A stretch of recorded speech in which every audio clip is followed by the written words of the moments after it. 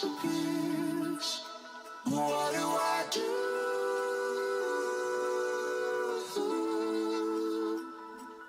Gotta find you before it all disappears.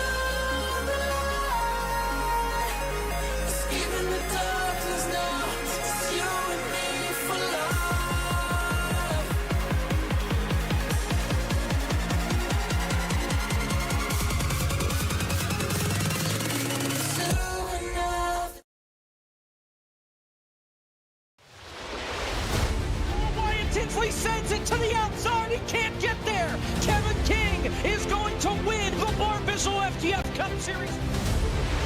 Into the lead. Bud gets wrecked in front of the pack. He saves it. 3-4 wide as they come to the white flag. Here comes Vargas down on the 8th, but they are 5 wide. Ian Plash will win it at the line.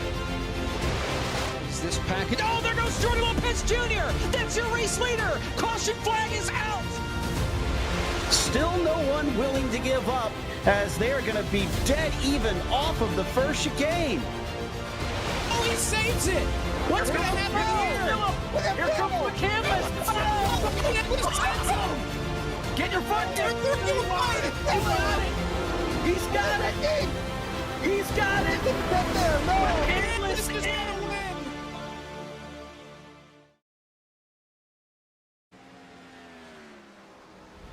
FTF.GG, in association with Core, welcomes you to the Core Summer Series presented by SimRapMarket.com. Today, it's the Carolina 120 presented by Eric Messer Photography, live from the virtual Rockingham Speedway in Rockingham, North Carolina. Hi, everybody, and welcome to The Rock. I'm Jacob Pitts. So glad you could have us in for the race tonight. Last week at Daytona, well, it was a pretty big hit. Kick off the Summer Series, even with a smaller field size than expected. The racing, incredible. The action has never been better. Let's take a look at the highlights from last week's double races at Daytona through the eyes of James Pike and Caleb Hoffman. We are almost set for the very first summer green flag in the history of the Core League. The Core Summer Series presented by SimRap Market kicks off tonight as Corey Vervinkt will lead us to the green in his smart car. The pace car will make that hard left-hand turn onto pit road. The green flag unfurled from Barney the Flagman, and the Core Summer Series presented by SimRap Market is underway. The Cody Hicken 250 at Daytona is green. Champagne on Vargas right there, 3 wide for the lead. Oh, and there's going to be a little bit of contact between Melillo and Vargas, and Fly Guy's going to get turned. Trouble in the back, caution out on lap 2. I saw about 3 or 4 cars go around, but that started with the contact between Vargas and Champagne. Yeah. And now go crazy as Melillo got a bump there Oh, from and there goes Cozy. Cozy gets turned. Cozy got turned. That started with a contact between Melillo and Cozy and just carried on, and eventually 5 or 6 cars 3 years ago as Champagne's going to get the fence. Oh, and there goes Sean Butler, and there goes Dylan Kem, and they smack the fence. Kem spins around. Yellow flag number 3 is out here at Daytona. Prior version Daytona, here comes Vargas going to get turned, and now Drive-Thru's going to get turned. Once again, Cosman's in it. Cozy does a good job to avoid it. Yeah, I don't know. There's been more wrecks than I thought we'd see here, but I think it's worth just sending it. The bottom's been pretty safe all race. Unfortunately, I got hooked there. But Did y'all see what the hell happened between Harry and Rusty there? Under caution. We might want to go back because Harry and Rusty wrecked under caution. Continuing to shuffle here. Oh, contact! There goes Kalibak, and there comes the yellow flag. Butler into the fence. Another car hard into the wall. I think that's Wes Graham that got it. Air Pack comes off turn number 4 for the last time. McCandless out ahead by a nose. Kim to his outside. Drag race down the chute to come to the line and win it and take the first checkered flag. And the first race for the Core Summer Series presented by Simrat Market was Dylan Kim by 0.02 of a second over Blake McCandless, as Cosman is going to lead us to green here for the closer of the doubleheader in the Cody Hicken 250. Cosman on the gas pedal. We are back underway from Daytona.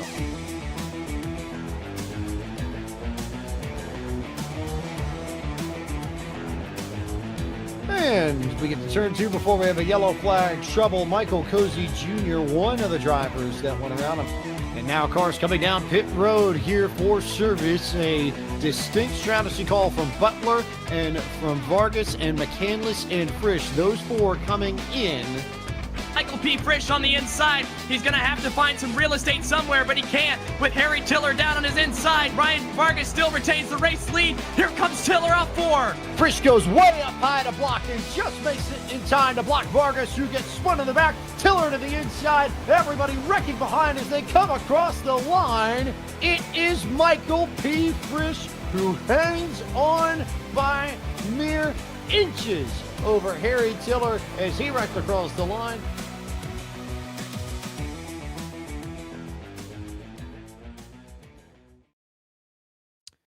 Lots of crashes from last week's race at Daytona, as you just saw. Even with a relatively clean second race, race 1 was a pretty big crash fest. Dylan Kim, the guy that won race number 1, you saw involved in 2 different accidents in the first half of the race, and he was still able to bring it home in position 1 and be able to contend when it mattered most. Another driver involved in a couple of different wrecks and incidents last week.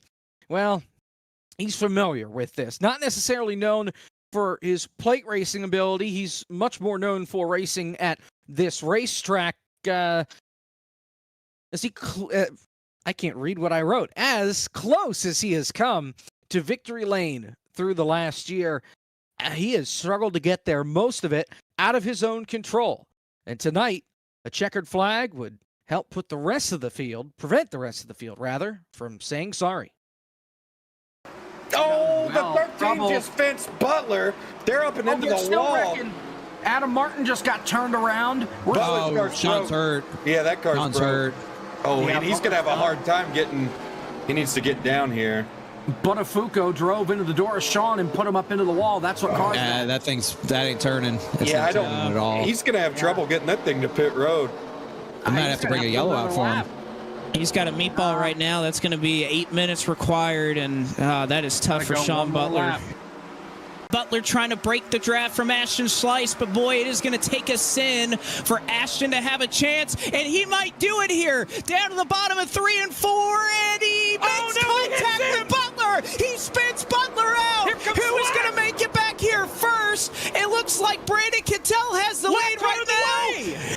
Brian Blackford! Oh my goodness! Here comes McCandless! Philip McCandless won it! Out of the drivers who took tires. Oh, and no! Gibson spins Butler on the back straightaway. James D. Gibson puts Butler around into the inside wall. No caution as Gibson just gave him a bump. It was ill-timed. And flashbacks there for Sean Butler. Unfortunately, some of the lowlights from the last year, none of which really in his control. Sean joins us now pre-race, and oh, for crying out loud, Sean. I know the last year has been rough in the sim. You've come so close so many times. You had a good run, though, in the World 600 that we ran a couple of, I guess this was a couple of months back now. Back at Charlotte, came home second, had a really fast car, and here we are at Rockingham, a track where you are really fast, a track that I know you love. What do you think about coming into tonight? I know last week, it didn't get off on the right foot necessarily, but it's a new week, 2 different races, 2 different shots to win tonight. I mean, Daytona is, anyone has a chance to win that. You're lucky to get out of there alive at some instances, but it was a fun race. We're just here to have fun, and had some good runs. Hard to get through the field, because everything just gets so stacked up in this car. But Rockingham is it's, I would say, my best track on the service by far. Haven't ran very much of it in the Gen 4. It's a challenge. There's going to be a lot of crashes tonight for sure, but I'm looking forward to it, man. This is probably one of my few chances to win in the season, so I'm looking to get my first core victory for sure, and wouldn't be a better place to do it other than here. So just got to keep the thing clean, and hopefully just be there at the end of one of these races to get a shot. But looking forward to it, though. It should be a fun, challenging time at the same time. I know you mentioned the fact that, we are in the Gen 4 car. It's different than the ARCA car. It's closer maybe to the 87 car, which I know you run a lot. That's what most of those last clips you were in. So the Gen 4 car, how different is it compared to everything else?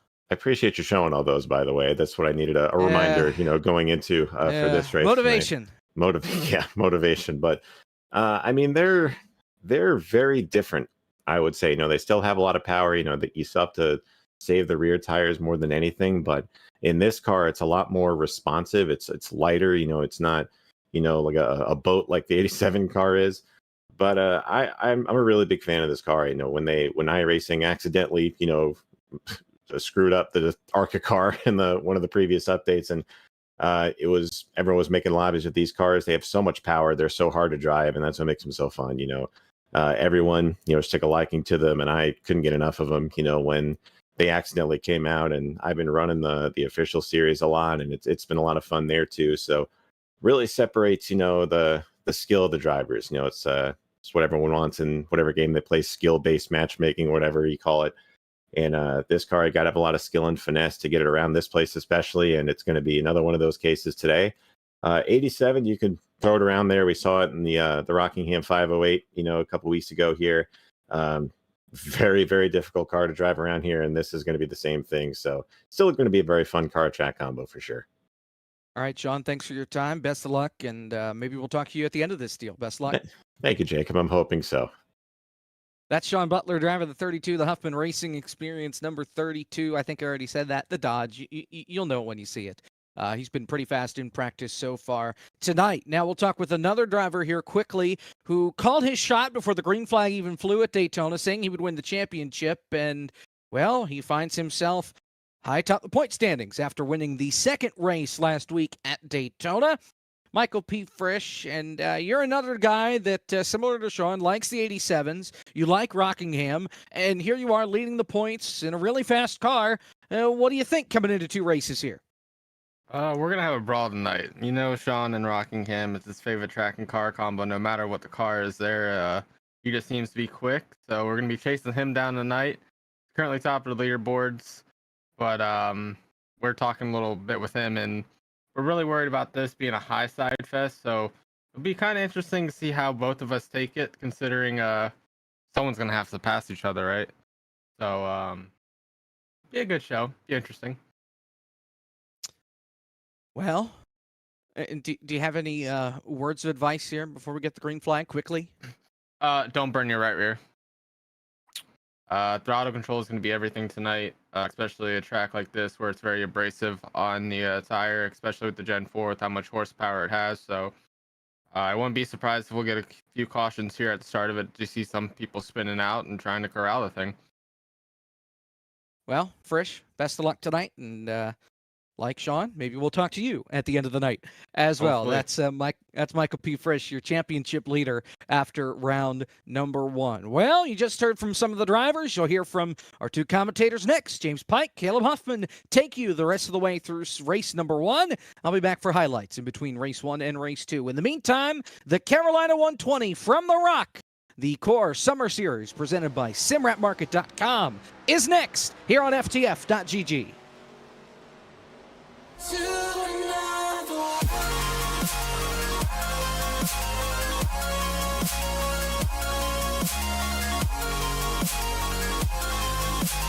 you and me for love.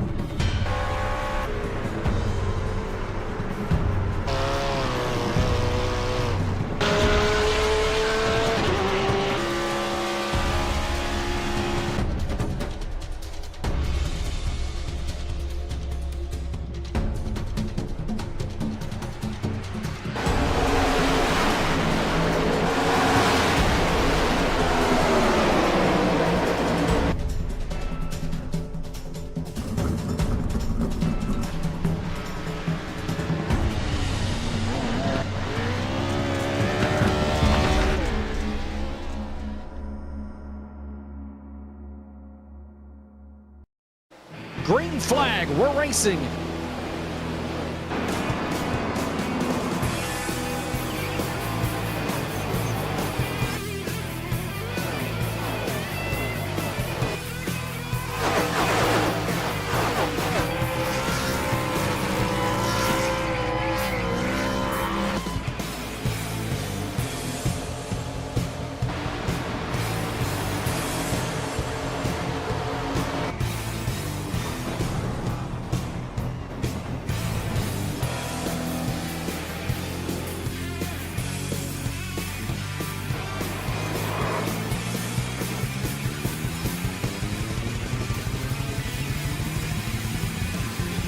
Let's freaking go! We won! Yes!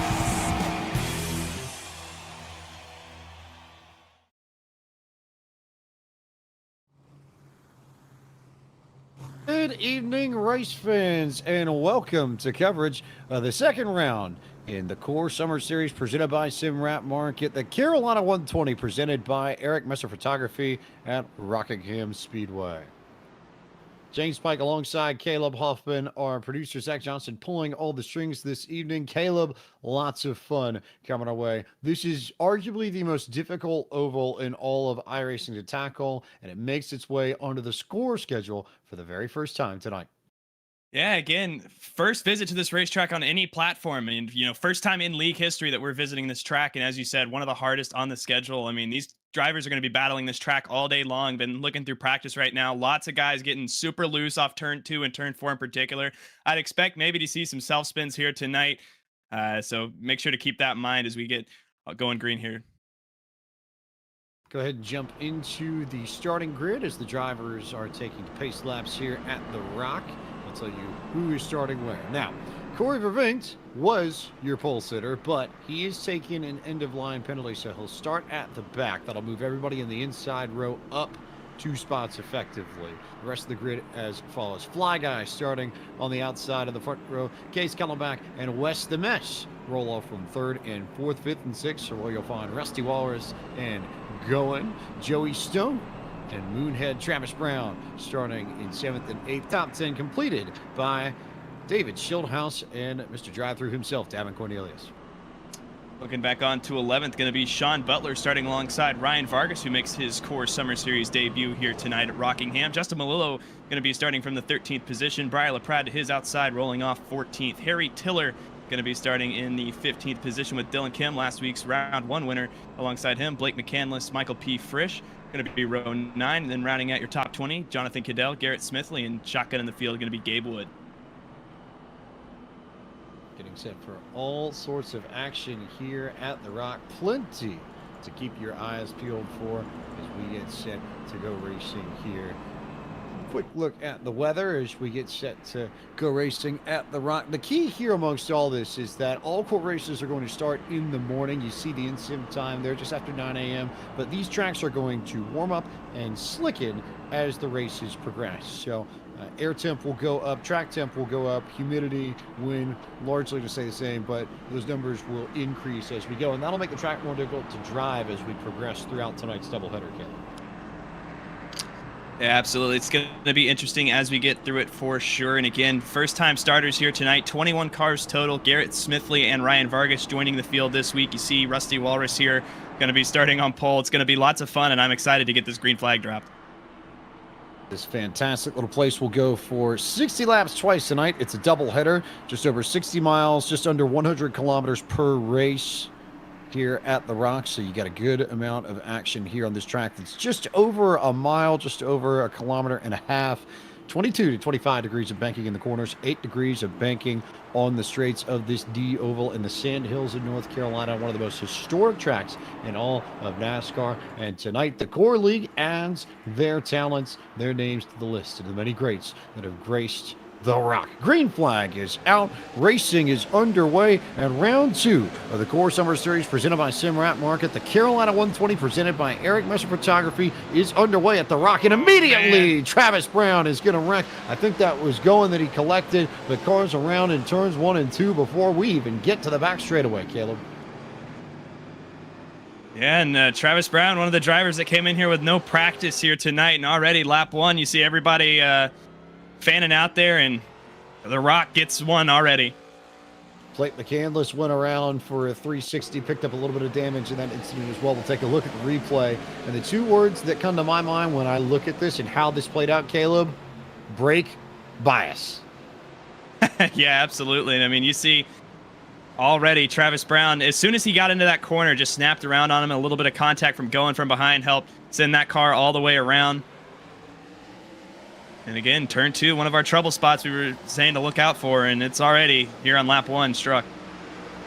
Now, we bring up the idea of brake bias. It's the percentage to which the braking power you have in your car goes to the front or the rear. That is adjustable in a lot of these stock cars, and it is something that drivers can manipulate, especially here at the Rock, in order to gain a few tenths on lap time. But if you have it set in a way that isn't necessarily forgiving and leaves a small margin for error, that you can end up doing what Travis just did and spin yourself out in turns 1 and 2. Not the first time I've seen an incident like that, but the first time we've seen something like that in Core, Caleb.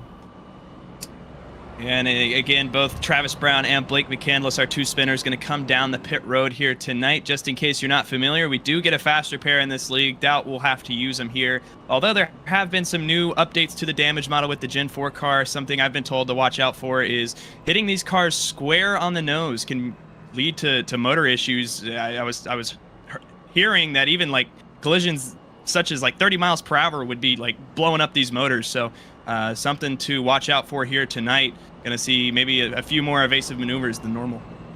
And that all because it affects the amount of air that gets to the engines and increases the temperature of the engines when they run. It can lead to overheating issues. So that's why nose damage, when a lot of the air to cool the engine down comes right through the center of these noses on these Gen 4 cars, that's why it's so important. And that's something I think we'll have to keep an eye on for McCandless in particular, because he didn't get a lot of damage, but the damage that he got was right there in the center of the nose where you're talking about, Caleb.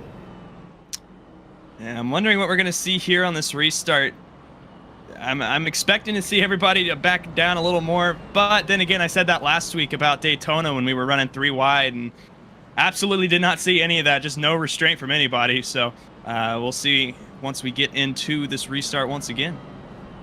And your choose cone for the evening is the entrance of pit road. There's a cone right there by the entrance of what was the old pit road at the Rock here on the back straightaways. That's why you see cars ducking down to the apron. If they go down the old pit road and come back out in turn 3, they'll take the inside. Those staying on the racing surface will start on the outside lane as the pace truck will have the opportunity to pull off, and it will be Wes the Mess and Rusty Walrus who are going to lead us back to competition, as the caution has been extended for one further lap to get everyone sorted just a little bit more before we go back green flag racing.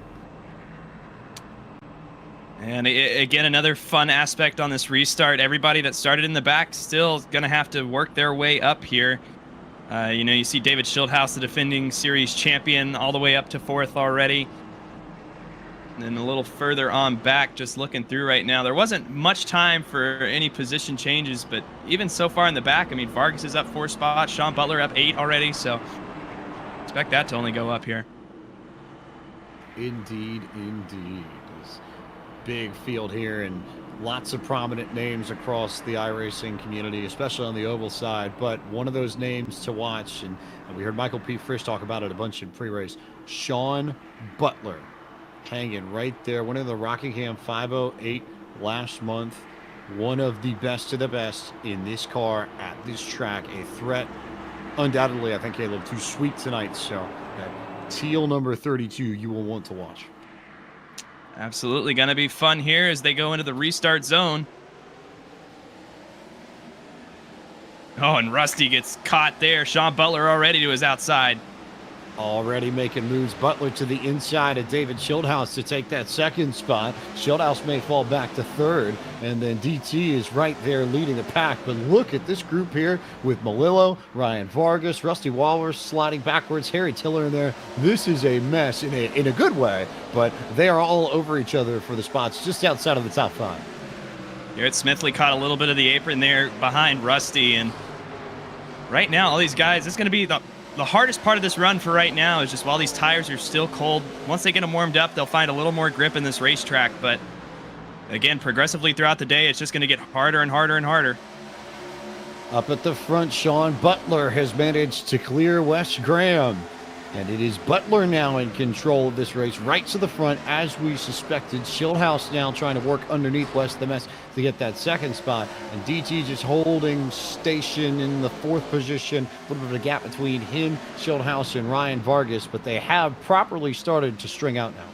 Schildhouse going to get around Wes Graham right there as well. He just completed the pass for 2nd. Again, drive-through right on his bumper as well, or at least trying to reel him in right now. But Wes Graham on the decline right now.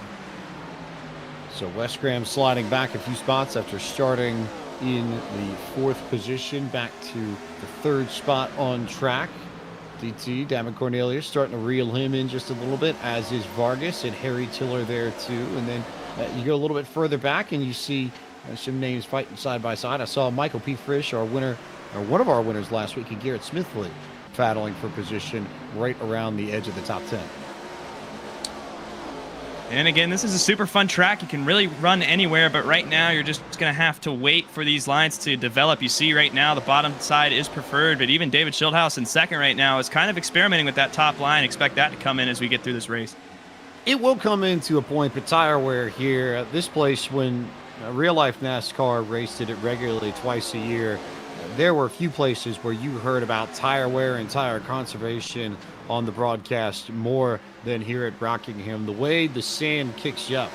If you want a small geography lesson about this area and about the coastal plains of North Carolina, they were once underwater and part of the sea, but the sand that was created when the seas receded and moved back out to where the Atlantic Ocean is now left a lot of sand in the soil here. And that would get kicked up by the winds, and as it would just blow about, it would effectively act as a grater on the racing surface and make the asphalt here at the Rock really abrasive. So it was much, much, much more tire hungry than most of the other tracks that we went to, and those characteristics, I think, also ring true in the sim. Seeing already this high side start to come in again in turns 1 and 2, and Michael P. Frisch just had himself a close call with Gabe Wood off turn 2, almost spun himself off the nose of the 50 machine. They got it all recollected right now and just logging laps off right now for the 58, but a close call here early on. Good battle here just behind DT. Vargas and Tiller really have started to turn the wick up on their fight for the 5th position. That's one of the closest battles on track. Also keeping an eye on Justin Malillo, Garrett Smithley, and one of last week's winners, the opener winner at Daytona, Dylan Kemp. Back up at the front, David Schildhaus, again, experimenting with that high line, starting to consistently run that line. And it is providing him a great run off the corners right now. We heard Michael P. Frisch pre-race, he suspected that it might be a top feeder. Right now, everybody's still preferring this bottom, but David Schildhaus showing that this top line has speed. I wonder how that will perform in about 20 to 30 laps when we get towards 15-10 to go. I'll be very intrigued at that point. But so far, Schildhaus is the only one that's consistently trying to run the Kansas line and just be right up on the fence.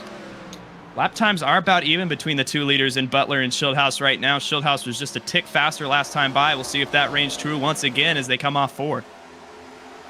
It is also a bumpy ride here at the Rock, no doubt about it. No question. Inside lane has got a lot of bumps, more so than you'd find up top, so it's a little bit smoother, but you run a longer distance by running that high line. You may wear out your tires a little bit more, so there's a trade-off that all these drivers are going to have to be cognizant of as we progress through tonight's doubleheader.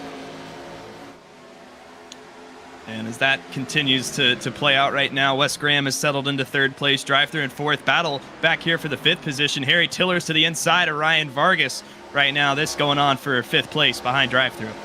This has been the best battle on track over the last 5 laps or so. Tiller to the inside, Vargas to the outside. Vargas starting to creep up more towards that line that Schildhaus wanted to run it. Now look at that. What a crossover there from Vargas to get underneath Tiller as Tiller completed the pass in the center of the corner. Vargas got the good run out of the corner, and he's back to the inside of Tiller as they both slide out the racetrack, and that may open up the door for Briar LaPrade to drive right on through.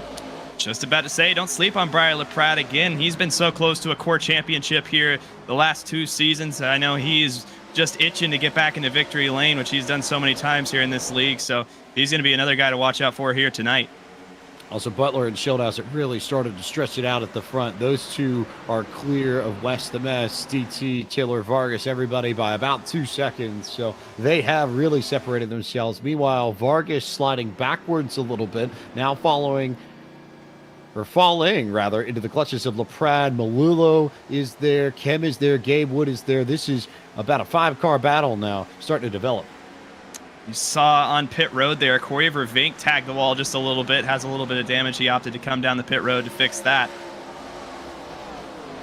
So Vervink in, also heard that Moonhead got a little bit of damage earlier on in the race as well, but continuing to watch these battles and keeping an eye on Vargas in particular, because it seems like his car isn't quite handling as well. Here comes big move there from Briar LaPrade to go right down to the bottom and get to the inside of Vargas to try and take away the 6th spot. Big move ahead of them as well. Harry Tiller on DT here made a big move to the inside, didn't quite have enough speed to stick it, and he is pursuing the drive-through machine once again, but he has a run coming off of turn number 4 here on lap 22. I have a feeling if you're Tiller, you want to try and make this pass quickly, because Briar LaPrade has shown plenty of speed. Last time by, he was a 10th up on everybody save for the leaders, and I suspect that Tiller and DT will slow each other down in what is now a 2-car battle, probably going to be a 3-car battle in the next few laps. Wouldn't surprise me as well if that urgency for Harry Tiller is to get past both of these guys and maybe try to chase down these leaders. I mean, I suspect that they're too far gone now, but that's got to be a thought in Harry Tiller's mind. Look at Tiller working the outside lane to try and get around DT coming down the back straightaway. Switched it up. He had been running the inside for a while, but elects to go high here. We're starting to see that outside line, I think, properly come in as Tiller will look to complete the pass out of 4. He does move Harry Tiller to 4th, DT back to 5th, and Briar LaPrade in 6th and gaining quickly on that Ford Taurus. And surprised that you see Sean Butler still running the bottom here for the lead. David Schildhaus, again, staying committed to this outside. He's been reeling in Sean Butler, but it looks like it's faded off just a little bit at the moment. They're still running Butler in first, Schildhaus second right now. DT now under fire from Briar LaPrade, and I've seen the rear end of Davin's car step out a little bit more than everybody else's. Looks like that just with the way he's driving, that his car is a little bit looser than everybody else's, and he's struggling to maintain speed on corner entry, which is why drivers like Briar LaPrade have been able to get to his inside. Another number to keep in mind here tonight, we were looking in practice, the fuel window was about 41 laps, and you could get it to maybe 42 or 43 if you stretch. So wondering if we might see that number come into play later tonight as you see Vargas tag the wall just a little bit there. keeps it going straight right now. Vargas here. DT starting to slide back further. This is where I wonder how much Melillo, Kim, Gabe Wood in particular have been saving, and whether or not DT has just burnt all the good off of his tires, and whether or not he's, for lack of a better term, a sitting duck for these 4 cars behind him. And yeah, that's fair analysis there. I mean, you got to think too, if you're somebody like DT, do you contemplate maybe just laying off and trying to save, maybe getting on an alternate strategy here, because it's obvious right now that you haven't really had the speed to be all the way up at the front here. He wiggled backwards and then forwards. The rear end went to the left, then to the right. Then he gathered it up right in front of Ryan Vargas. That was almost a hairy moment for everybody in that pack. Here comes Vargas to the inside. Melillo is there. Kim, I suspect, will probably go down low too. And DT may slide all the way back from 7th to 11th by the time this is done. Absolutely, and this whole pack together right now is going to have to be very careful, and now DT's going to get in the back of Vargas. Vargas makes a great save, makes contact with that outside wall, and DT's going to apologize over the radio. Just send it in on Vargas. That was impressive that Vargas didn't end up with any more damage than he did, because DT got a pretty good whack at him on entry into 1 there, so Cornelius will maintain the track position for the moment, but that still leaves the issue of Melillo and Kim and Gabe Wood, who have been pretty much right at Vargas's pace, all still behind him, and you might be able to defend 1, but I don't know if you're going to be able to fend off all 4 of them. He's done a great job to this point right now, and sounds like we're going to start to see some guys think about pitting here in the next few laps.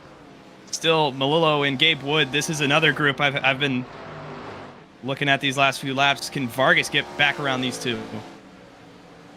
And so now we start to enter classic core pit strategy, where if you think this race is going green to the end, you are better served by coming in now. If you think we're going to have a few yellows at the end, might be better to wait. And I mean, not only the fuel equation, but what about just the handling of the race car? I mean, these tires absolutely shredded right now after 32 laps. And I mean, you see it by everybody wiggling around right now and just how loose these race cars have been throughout the field. How loose, or more importantly, how worn the tires are. It takes a very steady, smooth driver in order to really stretch out things here, as I think we may have seen Sean Butler get the wall just a tad on Arch Lombardi. Here comes Justin Melillo down for service. He's the first of the drivers in the top 10 to get service on pit road, and I wonder what kind of dividends him coming down earlier than everybody else may pay. And again, if he catches a caution, that can be a great move for Justin Melillo. I mean, if he gets cycled out here and already has that pit stop under his belt, maybe that's what he's banking on here in the next few laps. It's a thought. Gabe Wood now coming down for service a lap later, so that's lap 34. You've still got all these drivers that are in the top 10, including Garrett Smithley, who have come, or who are rather waiting to come in for service, so they haven't had the opportunity to get the fuel and tires that they need to make it to the end of the race as they work their way around the track. Here comes Ryan Vargas in for service on lap 35. And Vargas coming down the pit lane there. Wondering if we're going to see DT peel off anytime soon here. He just tagged the wall in turns 1 and 2. Michael P. Frisch now to his outside, going to complete the pass. That's for the 6th position now. You're going to see Wes Graham, I believe, come down now as well. Yep, Weston coming down the pit road here. Looks like one more. I have Briar LaPrade also in for service. Harry Tiller coming down on pit road. These are your drivers pitting on lap 36 for those of you keeping track. Eyes on the leaders here now. Sean Butler's going to come down for service as well. David Schildhouse going to follow both your leaders in the pit lane. That was a really nice job of Schildhouse to gain some of that gap back on pit entry. He was a little bit harder on the brakes down pit road, and Butler with the conservative entry. David a little bit more opportunistic, and he closed that gap just a little bit. We'll see what it looks like when they come out of pit road, but that will hand the lead of this race to Michael P. Frisch, then DT, then Dylan Kim, then Garrett Smithley, and Gary Owen, the next one in line in 5th. Somebody I would not be surprised to see try to pounce on some track position here. Blake McCandless, he's been running around the 15th position all day, but we know him in this league loves trying to stay out with some wacky strategies. He's won here doing it before. Good look on board here at David Shieldhouse. Plenty of concentration, recognizing that when you're racing a guy like Sean Butler at Rockingham, every 10th can make a difference, including how quickly you get off of pit road. The gap right now between these two, somewhere in the ballpark of about 0.7 of a second that Shieldhouse will have to make up on Sean Butler to get to the front. Meanwhile, still waiting for DT, Garrett Smithley, Blake McCandless, Fly Guy, Joey Stone, and Dylan Kim to come down for service. Travis Brown also in need of a pit stop here before too long. Dylan Kim actually just came down the pit road for 4 tires of fuel. Right ahead of him, though, Harry Tiller, after making his stop, got a black flag and has to come and serve his penalty. That's going to kill his run today. It's a shame for Tiller. He had a top 5 car, top 5 speed in the opening half of this race. Will not be that way, though, unless we get a yellow when they look at the final standings. All eyes here, though, on Thavin Cornelius, waiting for him as race leader to make his pit stop. He will give up some time to the drivers that he was racing, but I also think that he wants the ability to charge. It seems more natural, given the way this first run played out, that I think he'll like a shorter 20-lap run where he can push as opposed to the 40-lap run where you have to save a bit. Important battle for 8th unraveling now. Briar LaPrade reeling in David Shieldhouse here. And right now this is for 8th, but as they continue to whittle down these green flag pit stops and continue to cycle through, this is going to be for the 2nd position eventually. And Briar LaPrade is all over David Shieldhouse right now. LaPrade has steadily just charged through this field. He's been really, really quick. Lap times have been right up there with Butler and Shieldhouse, lap on lap on lap and lap, and he has gained the track position. Started 14th on the grid this evening in the Carolina 120 presented by Eric Messer Photography. Now officially scored in 8th, but effectively 3rd when they finish the pit cycles. 2nd place drive-through has just come down the pit lane. That's going to leave just Garrett Smithley, Blake McCandless, Fly Guy, Joey Stone as your 4 cars that have stayed out, and it sounds like Garrett Smithley should be coming in this time by. Smithley will come in this time by. Will McCandless follow suit, or will he stay out on the racetrack? The answer to that question is number 2, and it looks like that Fly Guy is also in here on lap 44, so it's just McCandless and Joey Stone. Now, worth noting that McCandless came in after that opening yellow, so he could stretch his window just a little bit further if he wants to. Joey Stone is yet to pit, so he should be the next car that we expect in for service. And again, Blake McCandless is known for wacky and silly strategies here that have paid off for him. Even last week at Daytona, in that 2nd race, had some killer pit strategy that put him right up in contention for it. So on board with Justin Malillo. Justin, a.k.a. David, should post the text Malillo today. It says the magic whiteboard of core. We'll look forward to watching that one and how that evolves over the course of the season. One of my favorite aspects of taking part in the Core League. So you get a good look at his throwback to Kevin Harvick's 2003, 4, 5, and 6 ride, I believe. Yes, the back half of the GM Goodwrench partnership that he had at Richard Childress Racing. And if you grew up in the early 2000s, this is a car that you'll recognize pretty quickly. Joey Stone sounds like he's coming in as well. Corey Vervinkt, who had been sitting on the pit road for a handful of laps, has taken his car behind the wall, so he is officially out of this race. Still, Blake McCandless yet to pit right now, and he is the only one, as Sean Butler and David Shieldhouse have cycled back into 2nd and 3rd for right now.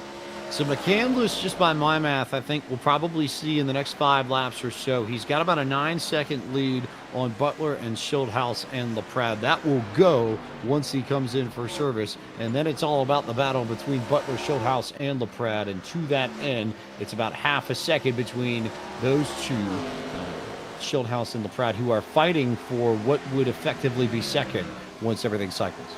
They are side by side on the backstretch right now. Briar to the inside of David Shieldhouse. Shieldhouse staying consistent on that outside lane. They are still side by side. Lots of hard racing. The big wiggle out of the 19 there, and that's going to subside his run. Oh, Briar LaPrade was so loose on corner exit out of 4 that last time by. So maybe not a huge shock that he decides to hit up the racetrack. Meanwhile, Sean Butler has stretched it out ever so slightly. It's now 7/10 of a second, which in a race like this, those gaps could be very, very significant in 10 laps. Interesting strategy here from Blake McCandless right now on the straightaways. The entire back half of the straightaway, he's just pushing the clutch in, trying to coast it here. So I don't know if he's trying to make it all the way or what here, but it's interesting for sure out of McCandless.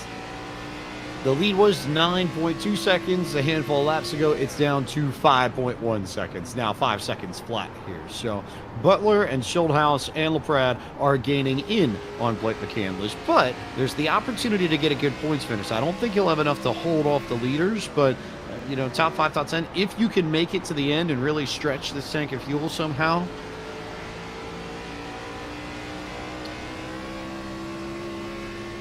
And again, right now it's 47 laps into this stint, and by our math, it was, about 41 to 43 laps was the window. So he's already over that by quite a bit.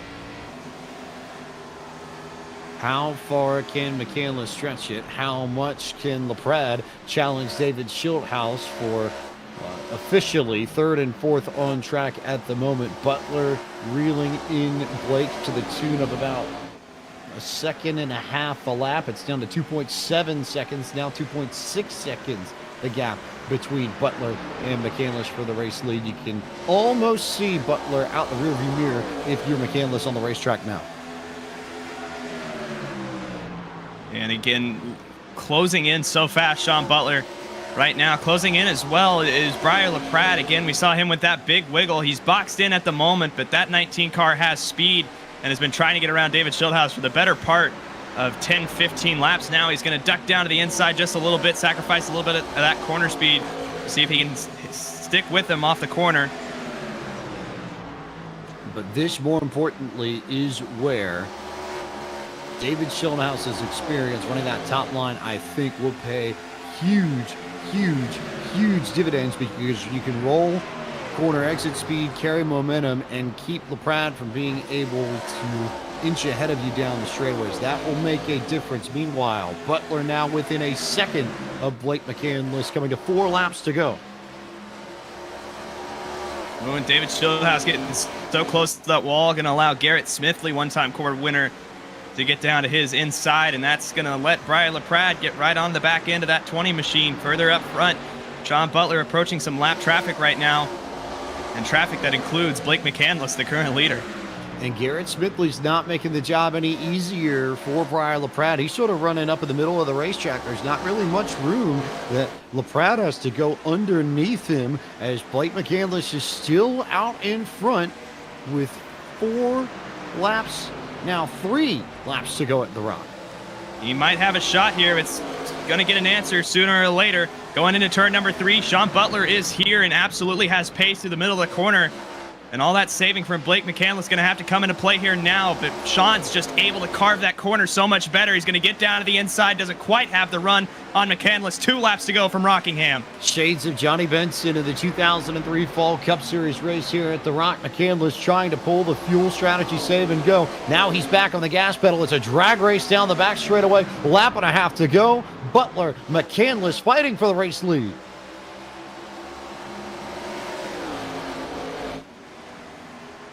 Still right here, crossover move coming from McCandless. He's down to the inside right now, just doesn't have that straightaway speed. Doesn't have it. There goes Butler, clear by 2 car lengths, 3 car lengths, and that should be it. Can McCandless hang on to a podium spot? He'll roll out of the throttle. Schulthouse will make the pass. Coming out of turn 4, LaPrade is going to get it there as McCandless runs out of fuel in turn 4 on the last lap, and Sean Butler will go to victory lane as winner of race 1 of the Carolina 120, presented by Eric Messer Photography at Rockingham Speedway. Almost for Blake McCandless. He almost used that first yellow to his advantage, and it just didn't pay off, but not by much. But Sean Butler, fastest car in the field consistently throughout this first race, and he goes to victory lane for the first time in this Core Summer Series. A lot of fun already, and I mean, Blake McCandless, we knew he was going to try some wacky strategy. I didn't know he was going to come that close. And what a battle between those two. As you see, Sean Butler, well-deserved, had dominating pace, just came down to the end if he could get around Blake, and he did a fantastic job of it. McCandless made it officially 54 3/4 laps. I'm not counting the last quarter here because he was definitively out by the time they got to turn 4. But that, I guess, will change the frame of the fuel window. You can go 54 laps here on fuel if you go absolute max save and stretch and get a yellow like he did. I wonder who will pay attention. I wonder who will take note of that and maybe use that to their advantage in race 2. And it all depends on how those cautions fall. Again, he used that first caution to his advantage, but again, great job by Sean Butler, David Schildhaus, Brian LaPrade, your podium finishers here. Just a fantastic drive by everybody throughout the field. Did a great job of adapting to this racetrack and have an even better one coming up next after this. Indeed, indeed. Let's take a look at the results here for race 1 of our doubleheader. And a reminder, we will take a break in just a moment, but there is more racing to come, so do not leave ftf.gg when we go to break. We'll be back with more on the other side. But Butler, your winner. Schildhaus, second. Brian LaPrade, P3. Blake McCandless and Michael P. Frisch round out the top 5. Good finish for Frisch. That should put him top of the point standings. Ryan Vargas was 6th. Dylan Kim, 7th. He won race 1 last week at Daytona. Wes the Mess, Justin Malillo, and Gabe Wood, your top 10. Then Jonathan Cadell and Drive Through, 11th and 12th. Yeah, coming home in the 13th position. Garrett Smithley on that pit strategy got trapped a lap down, not on pace though. Rusty Walrus as well coming home 15th. Joey Stone in the 16th position. Fly Guy finishing 17th here today. 18th is Case Kallenbach. 19th, Travis Brown. After that first yellow, we never really saw him recover from. Harry Tiller got trapped a few laps down from that speeding penalty, coming home 20th. Rounding out your field, Corey Vervink, the only DNF here from race 1 at Rockingham. We'll be back with more action from the Core Summer Series presented by SimWrap Market on ftf.gg just after this.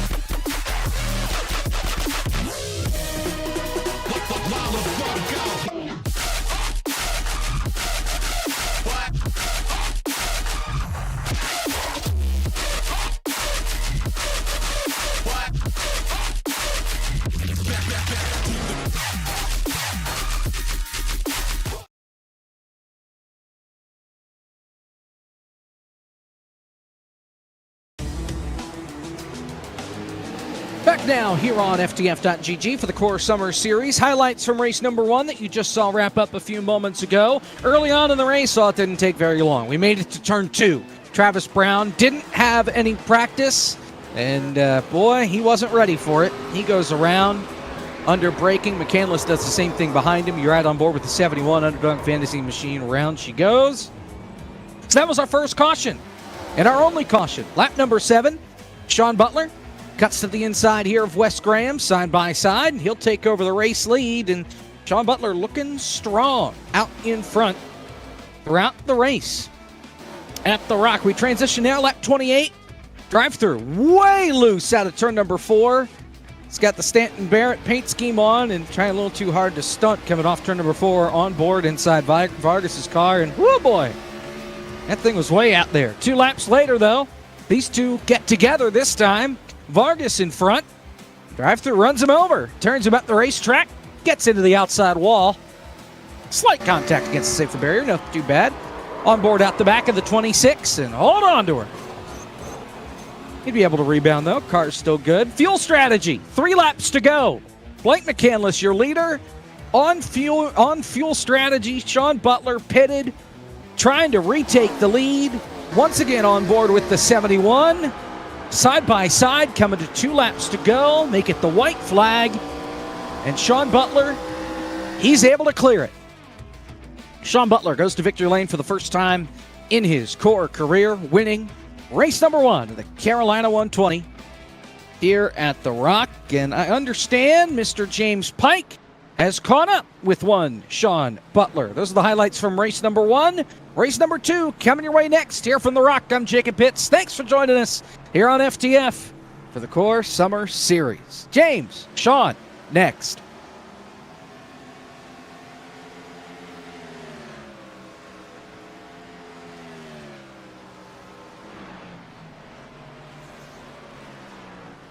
Welcome back to FTF.GG's coverage of the Carolina 120 presented by Eric Messer Photography. Round number 2 of the Core Summer Series presented by SimRat Market for 2023. And we are now joined by our race 1 winner. Sean, I thought you were supposed to be a menace to society, not a race winner at Rockingham. But you must tell us how you pulled that off and how difficult it was to maintain your composure when you started to realize that, Blake might actually have a chance at making it all the way on this thing. Pike, it's amazing how they label you. If you accidentally think, people think you cause a wreck, and then they just pile on you. But I'm just kidding. But the group here is really funny. They're just giving me a hard time. But I was kind of surprised by how much pace Blake had. When I'm going to be honest, I kind of lost track of how many laps there were left at the end. I saw it was 5 to go, and I'm like, I probably should go here. I'm still like a second and a half back, but the new Rockingham, I don't want to say the new, but the way Rockingham is now, it's just so tough to pass somebody on the bottom of the racetrack here, especially, with tires have some wear on them. But Blake did a good job of saving fuel to get to the very end, and, he was able to kind of hang up there on the top for a little while. So I just kept my line. You guys saw it. David and Breyer were ripping the top there, and I was just committed to staying on the bottom and, just pacing myself there. And fortunately, my tires just had enough left on them. I was able to get, underneath Blake and kind of clear him off of 4 there and kind of set sail a little bit. So definitely wanted to get to him sooner, make it a little bit less stressful. But, I'll take that. It was a fun race for sure. How much does your experience in the Rockingham 508 pay off in terms of things that you may have learned that you were able to use here to go to victory lane? Oh, it was huge. We figured out, that the top lane is definitely, the way to go if you want to, just kind of make passes and stuff. Definitely not the way to go if you want to save tires. That was pretty common knowledge with this. But, it just showed us that, there's so many lanes you can work here at Rockingham, and the top might be a little on the overpowered side now, but you could still work, the top and the bottom effectively and just kind of, work your strategy through that. But it was pivotal, very, very glad that race happened. Shout out to Blake for putting that on. But yeah, just took that experience from there and tried to bring it over to the Gen 4 side of things, and luckily it worked out. Well, Sean, we'll let you get ready for the second race of our doubleheader, but congratulations on the race 1 win, and best of luck in your bid to try and go back-to-back tonight at Rockingham. Appreciate it, James. Thanks. Sean Butler, P1 in race number 1. Go to the man in P2. That was David Schildhouse, who is with Caleb Hall. Yeah, and here with David Schildhouse, so close. You saw that battle unraveling in front of you. Got past Blake, just couldn't get past Sean there. Anything you picked up race 1 that you think you can use for the second one? Go like hell from the drop of the green flag, apparently.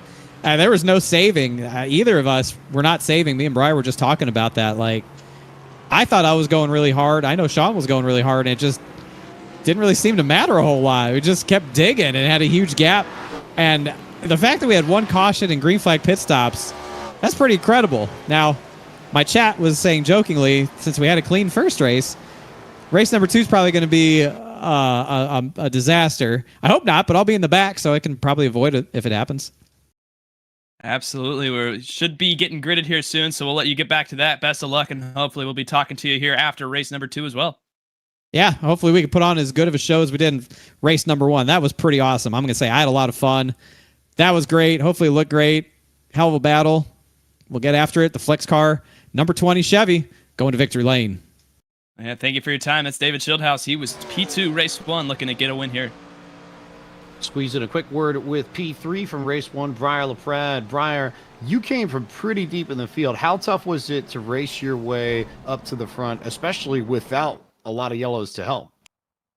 It was actually pretty tough that first run. I'd seen Sean and David start getting away from us there, and I was just trying to save some tire. I thought you had to save a lot more than that, but I think the strat here is just to push it as hard as you can, and still have a little bit towards the end of the run and keep up with David and Sean. So I think actually trying to sit back and save your tires like the next gen and you would is not the play. So we're gonna try and push a little bit harder here this first run and see if we can keep up with them.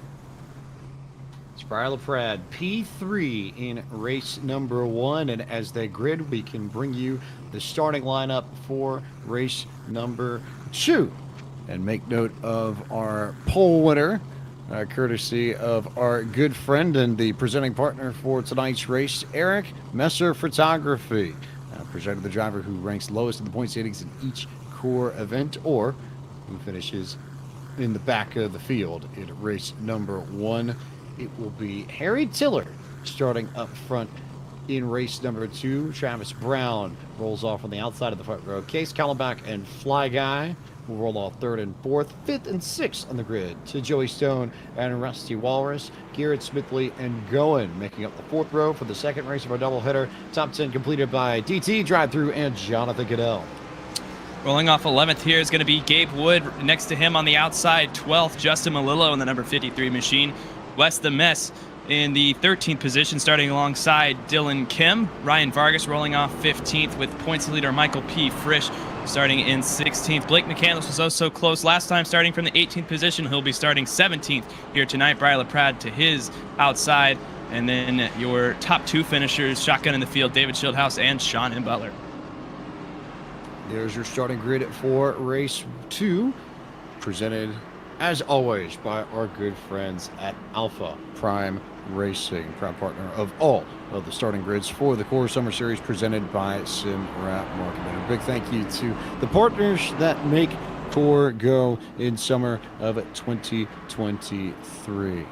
Big thanks to the folks at Soundhead Entertainment, MAT Liveries, Gabe Wood, who paid for this mention, shall we say, Alpha Prime Racing, Eric Messer Photography, Brayton Laster Designs, Leargus Security, Splash & Go Graphics, and Sim Wrap Market, presenting partner of the Core Summer Series 2023. Getting ready to go again one more time here at the Rock for 60 laps. Same drill as our first race. And you can get a good look at some of our drivers' onboard cameras as they line up with less than a lap to go before we get the green flag for race number 2 in our Carolina 120, presented by Eric Messer Photography. Once again, 60 miles, just under 100 kilometers to get you going and round out the day here at Rockingham. And yet again, default day for iRacing, May 15th, 2023, right after 9 a.m. local time. So this track will warm up as the race progresses. Pace truck will pull down onto pit lane. Harry Tiller will have the opportunity to lead us to the green flag for the second race of our doubleheader. Green flag is out from Barney the Flagman. Race number 2 in the Carolina 120, presented by Eric Messer Photography, is underway, and they fan out 3 and 4 wide just about already as everybody gets sideways and everybody in the middle of the pack wrecks in 1 and 2. A carbon copy of what we saw in the first race, but this time a lot more drivers involved. Yeah, and it was a stack up on that outside lane. I think it was Fly Guy got the field stacked up, and just everybody going 3 wide was not prepared for that. And we saw Joey Stone get around. Fly Guy made a overcorrect drive through in that as well. You'll get the replay right here, but right up at the front. The craziest part of this to me is that, yes, we saw Fly Guy go sideways, but Joey Stone gets loose in the corner at almost the exact same time. So it was a completely independent, synchronized spin, but it was Fly Guy's spin who sent DT sideways, then stacked up a whole bunch of people in the middle of the pack. Jonathan Cadell, Gabe Wood, Dylan Kim, Goen, Michael P. Frisch, Malillo, I think, just got on the brakes enough to avoid that. But a lot of drivers who started right in the ballpark of about 10th or so caught up in this one. Yeah, and Pike, I don't know if you're, familiar with the NASCAR Thunder challenges back in the day. Fly Guy reminded me, but this is definitely the onboard one right here. Watch Ryan Vargas through this wreck. Everybody unfolding. I need the Mike Skinner quote. How'd you like to see this happening in front of you? Well, I forget exactly what the phrasing was, but, well, if you were me in the 2002 Aaron's 499, this is what I saw on my windshield. It was something like that. Someone in chat will have that and be able to punch that in verbatim and correct me. I know, because the folks at FTF.TG, the audience is a box of very, very sharp knives. Sharp knives, in a good way. They know their stuff, so. Yeah, I have no clue how he made it through that. There we are. How'd you like to see this in front of you? Thank you, Kevin McAdams. I knew someone. would do that. Yeah, I want to get in a word here with one of the catalysts for that wreck. Drive through. Got to talk us through what happened there out of your end, because that was just chaos from up here. I think it may be raining down there in turn 1. I don't remember it being as slippy as that. I'm glad I wasn't the only one. Let me say it that way. Yeah, so, I mean, what's the plan here? I mean, you're going to come down. Didn't look like you had any damage, but you're just going to get tires and that kind of thing? Or what's your plan for the rest of this thing? I bopped the inside wall, so we got that thing fixed up. We'll be back out there. You see the big fan esports machine once again getting through right there. Thank you for your time, DT. Best of Yeah, no luck to you problem. the rest of this thing. But Have fun. that is drive through, and you see him a little bit of contact there. Almost made it through Vargas-esque, but didn't quite have it there. Right. So did get confirmation. It is officially. How would you like to see this happening in front of you? Well, in the 2002 Aaron's 499, I was going through turn 2, and this is exactly what happened. So did you pull it up? Perhaps. Perhaps. Well, Look, we talked about it too much to where I could not, right? I mean, we might see it again here. Who knows? You got an interesting front row here on this restart. Obviously, Harry's going to be leading us off. Garrett Smithley's here in second. Travis Brown, Joey Stone, who we saw get a little sideways. Ryan Vargas, after that great avoidance, finds himself inside the top 5 already. So a big storyline for him unfolding on if he can stay in front of David Schildhouse, Brian LaPrade, and Sean Butler, your podium from last race, who are already making tons of ground on the rest of this field. Very quickly, let's go through some of the upcoming events on FTF.GG before we get the green flag. Next broadcast here is on Thursday, June 15th, 8:45. You'll see SimCar, the Penguin RC Series, go after it from Watkins Glen International. Friday, the ModernRacingPrince.com FTF1 Series is at Road America. Saturday, you'll see the FTF Bar Visual Cup Series at Charlotte, and Winstill heads to Chicagoland to round out the week. Sunday, June 18th, 8 p.m., all here on twitch.tv/FTF_GG. Website, of course, is always FTF.GG. Getting ready to go back to green flag racing here on lap 6 of 60 in this Carolina 120 presented by Eric Messer Photography. Tiller back to the gas pedal, back to green flag racing. Garrett Smithley there, and here goes Ryan Vargas peeking to the inside as Schildhouse goes middle. We were thinking 4 wide there. Joey Stone got stacked up on the outside. Vargas going to get sent around off the nose of David Schildhouse, and already some pandemonium going on. Wasn't so lucky that time, Ryan Vargas. He gets tagged there and goes around in turn number 1, and already chaos unfolding here in race number 2 after a super calm race 1. All right, so we'll get the replay up on that one momentarily, but we've already had more yellow flags in race 2 than we had in race 1, which means that this is the crazy one officially now, I guess, right? Yeah, I mean, what do you know? Cautions breed cautions. That is a fact of auto racing, and you see right here, just a little bit loose and a little bit of contact with David Schildhouse. Both of those guys with some damage. Gonna throw a wrench into this race for David Schildhouse, who was trying to get a win after finishing P2 in race 1. You see right here, just again, a little wiggle out of Vargas. Slides up the racetrack, a little bit of contact, just a racing deal here at Rockingham.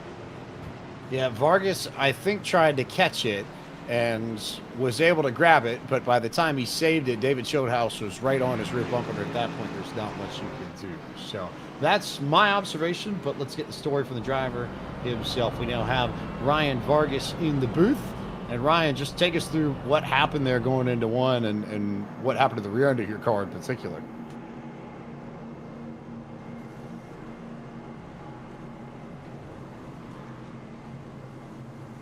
Let's see if we keep...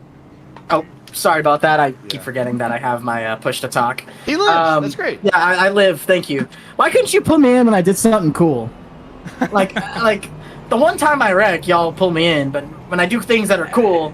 Hey, we gave you the onboard. That was the sickest onboard I've ever seen. It was cool. It was cool. But no, I just got loose on that inside there. These cars, when on cold tires, when everything's so fresh, it is. It's just so. It's so easy to lose control of it. So just lost it. David was right behind me. He had nowhere to go, so it's not really his fault. Like I said, I just got loose right in front of him. But part of it, we'll just bring this Lyricus Security ARCA car or Gen 4 Cup car to the front. And in defense here, we'll give you your credit too, just the same. We made multiple references to that Mike Skinner Thunder Challenge watching your onboard from a few laps ago. It was a great onboard. Like I said, I literally parted the seas through there. That was incredible, but it was all for naught by me just, bidding it right now. But you'll have that in Big Time Core. But shout out to Lyricus Security. I know they sponsored the league this year. You'll see them on the ticker. Big partner of me in real life and partner me on the sim and partner of Core on here. So, but we're about to go green. We'll let Ryan get back to it here as we go back to Green Flag Racing. This time it will be on lap number 10, and David Schildhaus will get his spot back after the yellow panned out. We will go back to Green Flag Racing. Harry Tiller still the control car on the outside, but with a few new drivers in tow as we get back to Green Flag Racing once again in the Carolina 120 presented by Eric Messer Photography. Pace truck in, Green Flag out. Tiller goes. Who will get a good jump from the middle of the pack and try and stretch this 3 wide? Schildhaus spun the tires about 2 or 3 times. He won't get a good jump. Butler trying to go to the middle there, but Harry Tiller gone with a gap of about maybe 4 or 5 car lengths by the time they hit the backstretch. Oh, and 3 wide down the backstretch. Big move from Sean Butler to the inside of Joey Stone. Blake McCandless all the way up next to the wall here. Doing a great job of getting through it. Big moves there from McCandless and from Butler trying to pick off some of these cars and get track position early. They are way stacked up even further back. Tiller now beginning to lose some ground to David Schildhaus, who has started to begin to claw in the leader now that his tires are warmed up. Garrett Smithley having a really nice run early on in this race in third, and Travis Brown looking to make moves here on the high line there. You see that white machine just on the corner of your screens as you watch the battle between Sean Butler, Blake McCandless, and Wes the Mess. That for the 5th position. Lots of chaos going on still. Travis Brown, Moonhead, big wiggle off of turn number 2. Gets it recollected, but Sean Butler now all over the back bumper of that machine, and even further back, West the Mesh, Joey Stone, side by side. Sean Butler's going to tag the wall hard. Butler got a good shot to the fence. That's 3, maybe 4, maybe 5 spots, depending on how it shakes out, but not how the race 1 winner had drawn that up in his head as he loses positions to Joey Stone. And Travis Brown got the fence a little bit further ahead as well. He slowed down the back straightaway, so that'll bunch up everybody around the 5th position. And Tiller and Schildhaus are clear of everybody, but we have a battle brewing for the race lead in just a few laps. Absolutely, and still peaking 3 wide in the back of this group. And like you said, David Schildhaus all over the back bumper. Harry Tiller right now. Schildhaus going to tag the wall just a little bit down the backstretch. Caution on the speedway. Cadell, LaPrade, the 2 that are down near the inside retaining wall on the exit of turn 2. 3rd yellow of the evening, and I suspect that's Cadell and LaPrade getting together some way, somehow. We'll take a look at the replay and see what happened proper. But yellow flag once again at Rockingham. And you'll see right here, it's that big group that we were monitoring. Sean Butler and then Cadell just loose off turn number 2. It's coming into tonight. We were talking about going to be a trouble spot. And has Brian LaPrade right behind him all stacked up. Again, just a racing deal. It's part of the trouble of Rockingham, where this track is just so small and you're running so fast, the reaction time just non-existent, and that'll happen to you as LaPrade and Cadell get turned around. I think that the biggest thing that I take away from this, and I go back to what Breyer said in between races, is that we're seeing drivers push a lot more in this second race because so few people are trying to save and they're just going from the get-go. And that creates an environment in which you need to maintain every last bit of momentum that you have. If there had been breathing room between LaPrade and Cadell, I'm not necessarily certain that's a 2-car incident, but because LaPrade told us outright that he was going to try and push, I think the need to be right up on somebody's rear bumper is a little bit heightened in this race, and that more than anything, I think, is why we're under yellow again right now. And I'm going to talk for a moment here with Jonathan Cadell, who was involved in that incident with Brian LaPrade. Cadell, we saw you wiggle just a little bit off turn number 2. Talk us through what happened for that 68. So I went in the corner, and then I got back on the gas, and then I wrecked. That's pretty much what happened. Yeah, see you there. That's a sick shirt. I don't mean to sidetrack our conversation here, but I dig it. I dig it. Yeah, that's some good stuff right there, man. Hell yeah. Yeah. Any attack plan you got going on, or just don't wreck it like you just did? That's pretty much it. Like, I was doing pretty good last race. I thought I was doing good at saving, and I actually tried to go this time, and it ain't working out. So we'll try to just recover from that, man. All right, and one last question for you. Sorry to grill you, but what's the drink? What do you got in hand? I got Bud Light tonight. I got some natties in the fridge too, depending on how this race goes. Bud Light for Jonathan Cadell as he is running P20 right now. So Best of luck to you. Hopefully we can talk to you a little later. Thank you for your time. Oh, and he just spun it. Oh, trouble. Got a lap to catch up here or so. Plenty of time. Pace cars only over in turn 3. He narrowly avoided calamity there. Almost hit those pit barrels. Would have been in trouble, but does a good job. Has to recollect it here. Got to blast his way back to the rear of the grid so he can be caught up on this restart. I think he's just going to make it. As the rest of the field comes off of turn 4, you can see Cadell getting right to the rear of this group.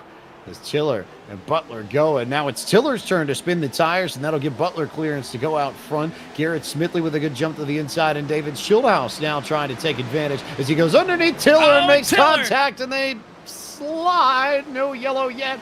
There goes Schildhouse to the inside, and we stay green flag racing. I don't know how, but still we go. Moonhead's still trying to collect himself. That car has been sideways forever, and again, it's been these restarts getting stacked up that's been causing these wrecks, and you see it once again here. No caution coming out. Everybody does a great job to save it there, but that has given Sean Butler just miles of room to operate. Blake McCandless trying to chase him down. He's past Garrett Smithley for P2. Now, worth noting here, when they came down on pit road the last time by, pretty much everybody came out of the caution to get the fuel they needed to get to the end, but Sean Butler did not take tires. That's why he is in front of everybody else. Remember, he started this race in 20th, pretty much right near the end of the field. He now finds himself in the race lead.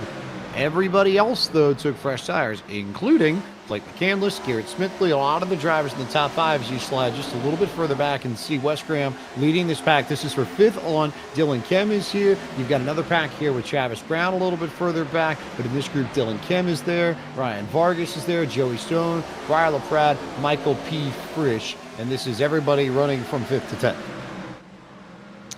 Still all under a blanket right now, and you see, I mean, just sideways in the middle of the corner right now, and able to run side by side. That's just Rockingham's bread and butter. Makes this track so much fun to watch. Continuing to battle for spots. Here's Vargas and Briar LaPrade. This would be for the 7th position on the racetrack. Dylan Kim just sort of sitting in the middle, maybe a little bit middle high. Looks like Wes the Mess running about the same spot. Nice crossover there from Vargas to try and get underneath LaPrade, but LaPrade with enough momentum on corner exit to maintain the spot. So it's as you were as they complete lap 23 of 60. Monitoring this battle up front, Blake McCandless has been chasing down Sean Butler, and again, Sean has been adamant about sticking to this inside lane.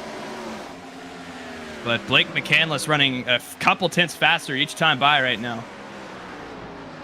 These two, again, same story as we saw in the first race, whereas it was Butler and Schildhouse in race 1. In race 2, it's Butler and McCandless, but these two are out in front of Garrett Smithley by about 2 seconds. So,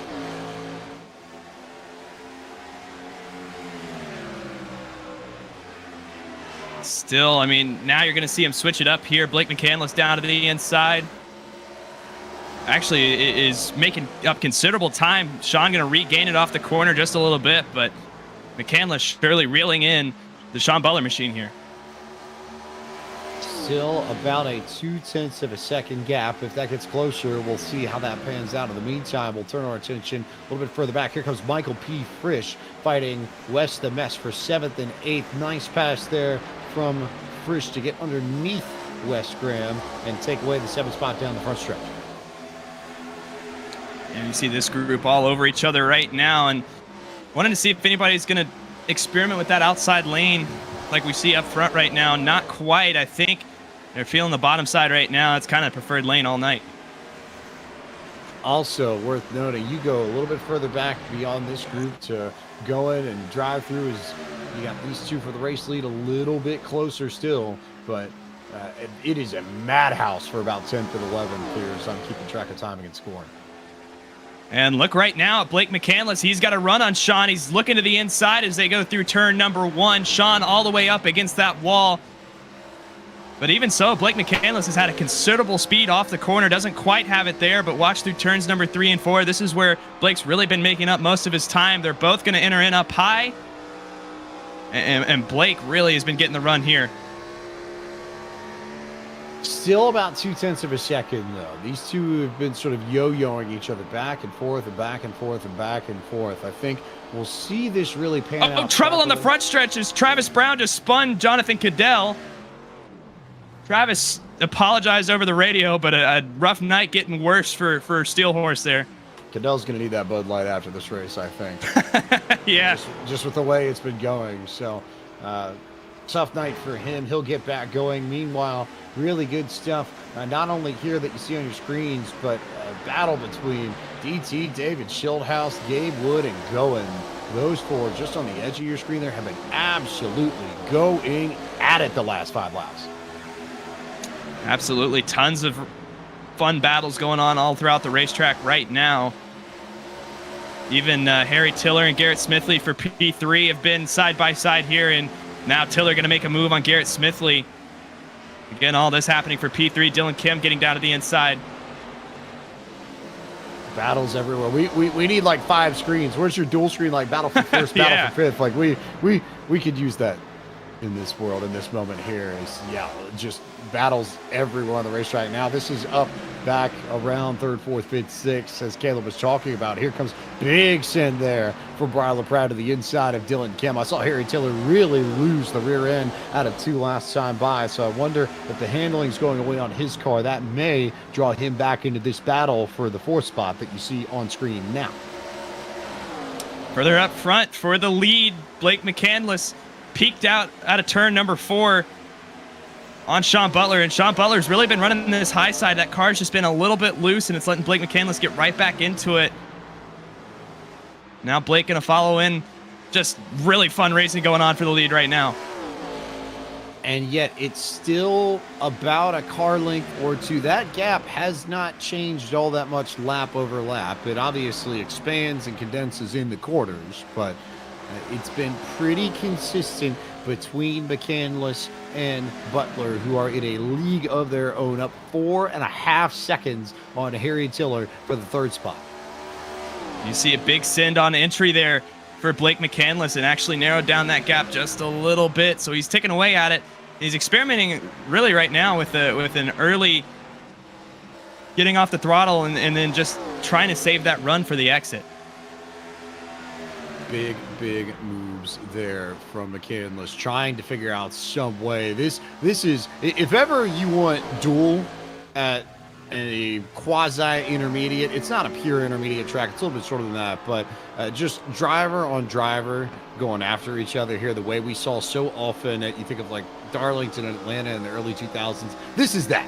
This is racing. And for a more recent example, the way they're rolling through the corners here, really reminiscent of a Bristol almost, where you can run basically any line you want to, and it's all filled with momentum. Just get huge runs off the exit, and especially if you want to go up that high side, there's speed there. But even you see Blake McCandless here on the low side. Sean Butler's actually going to tag the wall, and that's going to give the advantage to McCandless. They're side by side down the backstretch. This has been McCandless's game, I think, throughout the opening half of this race, is not necessarily to try and run down Butler, but to put pressure on him and force him to make some form of mistake. McCandless down low, Butler up high. Butler with the momentum on corner exit, though, so he'll maintain the lead for the moment. Still side by side between these two, but I think the high side's just too strong right now, and you're going to see Blake McCandless fall back in line where they were, and he'll have to figure out some type of way to get around Sean, because this car is loving the high side right now. Yeah, Butler really has the high line figured out. He talked about how much he learned earlier in the year in the Rockingham 508. That was with the 87 cars, but some of the principles and how you run this track apply just as much with these Gen 4 machines, as McCandless continues to try and work the bottom, but he just can't build up enough momentum on corner exit to draw either even or in front of Butler to take the spot away. And you see him experimenting with trying to run a little bit higher mid corner to exit, and he actually does do a good job of that there. Gets to the inside, but again, just forfeits that run a little bit when he goes to the bottom in turn 1. So just not a lot you can do right now. You heard Sean saying how hard it was with wear on the tires to pass on the bottom, and that is on full display right now. The only other battle that's as close on the racetrack is that of Goen and Travis Brown for 14th and 15th. Here comes Blake again down to the inside. Sean bobbled just a hair on corner exit. But again, you can just roll so much momentum on corner entry that if you're McCandless, you have to check up if for no other reason because you have the bumps on the bottom of the racetrack that slow you down too. And you see still trying to get in there. Blake McCandless update for all the Steel Horse fans. After getting turned there on the front stretch, he has taken the car behind the wall. Will DNF this race. So plug in our 20th slot, but still side by side for the lead here. Blake McCandless trying, just doesn't quite have it, still off corner exit. And I just don't know about it right now. It's close. It's just I think Sean just has that edge with that line. Can you go higher if you're Blake? I think that may be the only answer. He did there in 3 and 4 and tried to run it up a little bit. I wonder whether or not Blake may try and climb up the racetrack and maybe not try and run as much at the bottom as Harry Tiller will come down for service. That unscheduled pit stop for him. And I wonder if we'll see anybody try to stretch it as far as Blake did last race. Now, we do have a benefit of those cautions falling a little bit later, so we know this time that they will be able to make it to the end. It's just going to be a question of how far can they stretch that fuel. Won't be, I don't think, much of a problem just with the way the yellows panned out and where they were able to come down pit road. Maybe you have to save just a hair, but it's not anything that these drivers, as skilled as they are in the Core Summer Series presented by Simrat Market, shouldn't be able to accomplish on their own. Continued searching from Blake McCandless on the bottom, but again, Butler just rockets off the corner on the high line out of 2 and out of 4 and noses ahead of McCandless. The two Dodges fighting for the lead up front, but it's Butler still in control of this. And you see again, Blake running higher off exit. He keeps trying this crossover move, and last time actually got out of the throttle really early to try to just change the arc of that corner to where he could get a bigger run off exit in turn 2 and maybe use that momentum on the opposite side of the racetrack. And Sean, with a big wiggle, gets into Blake just a little bit, subsides his run, and actually works out very well for Sean there. Zach got the 71 almost a little bit sideways. Hard racing for the lead here from Rockingham. I don't think that's the way that Sean Butler intended to play defense there, and it was unfortunate for McCandless because if he had exited the corner a little bit lower, he probably would have been able to pass Butler, but he had to check up. Butler maintains the race lead, and this is testing everything that these two have. These are two drivers that have experience going all the way back to the NR 2003 days. I'd be hard-pressed to think of two drivers that have more experience in the sim and more ability to have to search and find an advantage with these lines on the racetrack. That's what both of them, and McCandless in particular, is having to do right now in order to try and wrest away the race lead from Sean Butler some way, somehow. And I think the difference here in the long run is going to be that, you know, Sean, his car is just not handling as well as he'd probably want it to. You've seen him tag the wall on the outside multiple times. Here comes Blake McCandless once again on the inside. But Blake has been super stable there on that inside lane and has been strong on that outside as well. Sean's car has just not been loving it as much. He still gets that momentum off exit, but something to keep in mind here is we have just 12 laps to go. The other thing I'm starting to think about as we inch towards the end of this Carolina 120 presented by Eric Messer Photography, when does McCandless decide to try the slider? We haven't seen that yet. I think it has to be an option in the back of his head some way, somehow, but he also has to be close enough to Butler on corner entry to make that work and not just careen up into him and send them both into the wall. But it is there. I think he's got to be thinking about it somewhere in the back of his mind. Absolutely, as they're still side by side. I think you're right. My only concern there would be just how much wear is on these tires at this point. If he would be able to use all the grip that they had to be able to complete that maneuver. But if there's anybody out there that can do it, it's going to be one of these two, and Sean Butler and Blake McCandless. Butler going to tag the wall. Butler in the fence. Butler in the fence. McCandless to the race lead. Butler makes the mistake and blinks first, and Blake McCandless now in control of this race with 9 laps to go. And now all of a sudden it's going to be smooth sailing for Blake McCandless, and all the cars are going to be in Sean's hands on if he can sweep here tonight. Can he go catch the number 71 and chase him back down? Can you regroup after picking up that much damage and find a way to reel McCandless back in? The gap is already stretched out to 0.6, now 0.7 of a second. I almost wonder if Butler may have picked up some form of engine damage in that hit, because it doesn't seem like that car is as fast down the straights as it was before the contact. This gap is growing to the tune of about 1/10 of a second. It seems like every half a lap, McCandless starting to stretch this out as we approach 7 laps to go.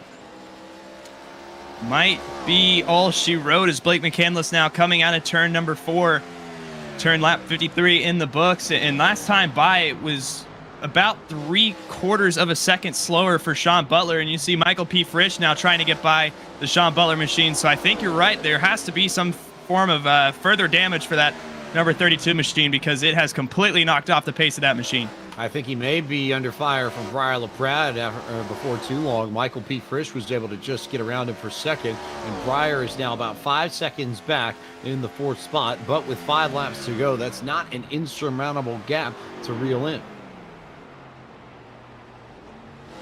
Absolutely. Right now, as Sean continues to fall right now, P3, I think Frisch has the speed. It's just going to be a question of how cleanly can McCandless get through this lap traffic here. He's got Rusty, Fly Guy, Case Kallenbach all in this group ahead of him, and he has caught them here with 5 laps to go. So McCandless in traffic, Frisch behind him by about 1.5 seconds. Last time by, McCandless was about 1/10 faster even with the traffic, as Fly Guy and Rusty Walrus will quickly get out of the way. That's Case Kallenbach stuffing it in the fence to stay away from the race leaders. But easy work there for McCandless. What's the mess? West the mess down on the apron, and Joey Stone there as well. No caution. We stay green flag race. Now the yellow flag comes out. Now, just at the tail end of that. And that's going to change everything here. This complete outlook. It was looking like it was Blake McCandless' race in the bag for him. 4 laps to go, but Admin Ben gets the caution in, and now it's going to be a race between Blake McCandless. Michael P. Frisch will be up in this. Sean Butler suddenly has a chance to fix his damage, get 4 fresh tires on it. Briar LaPrade's in this as well. I mean, just the complete outlook of this race is completely shifted. This is the crazy race. It's going to get a crazy ending there as Stone just missed the corner and got into West the Mesh. But worth noting here, let's say Butler has damage and needs to use the fast repair. Using that fast repair is going to take about a second on pit road. If everybody else takes 2 tires, 4 tires, whatever, you're going to lose track position no matter what you do. So Butler may have one of the fastest cars once the damage is fixed, but he may not have the track position. That we'll want to watch for as the leaders come down pit road, as everybody comes down pit road for service. I imagine we will see 4 tires for just about the entire field. Someone may try and take that gamble, though, for the track position. We'll just have to wait and see right now. Everybody, all the leaders came down for fresh tires and fuel. Blake McCandless is off and away. Michael P. Frisch right behind him. I believe we're going to see everybody in similar formation. Briar LaPrade looks like he'll get off 3rd. Schildhouse 4th, and then Sean Butler should be coming off in the 5th position. 2 tires for McCandless and Frisch.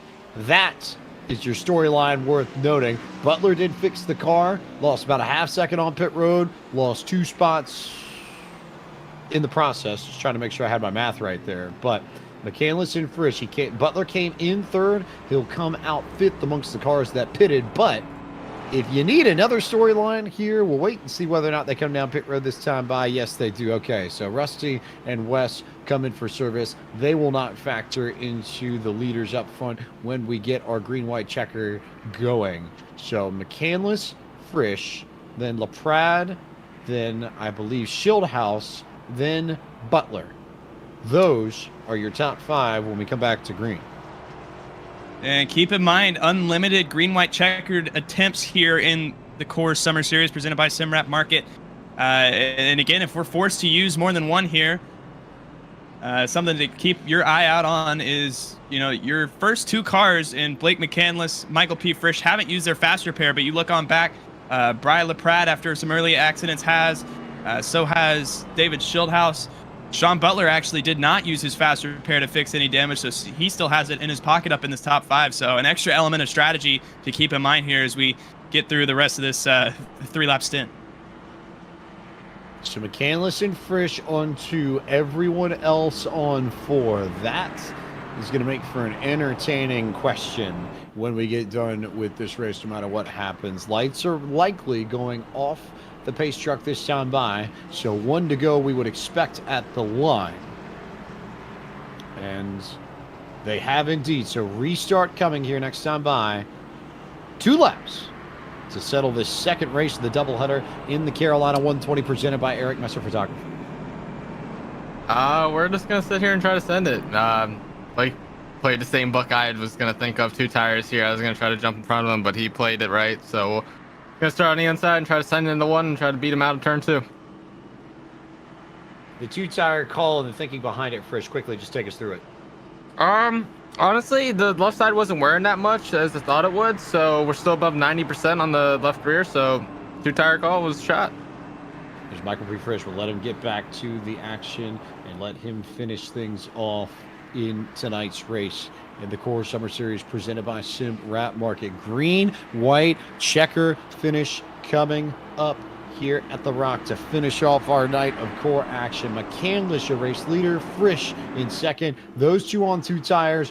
Everyone else in this field on 4 as the green flag comes back out. Frisch with a little bit of a slower restart. That'll stack up the inside line, and Dylan Kim's going to get punted in the back. Staying green flag racing, though, as Frisch will begin to thunder down the inside and trial reel McCandless back in.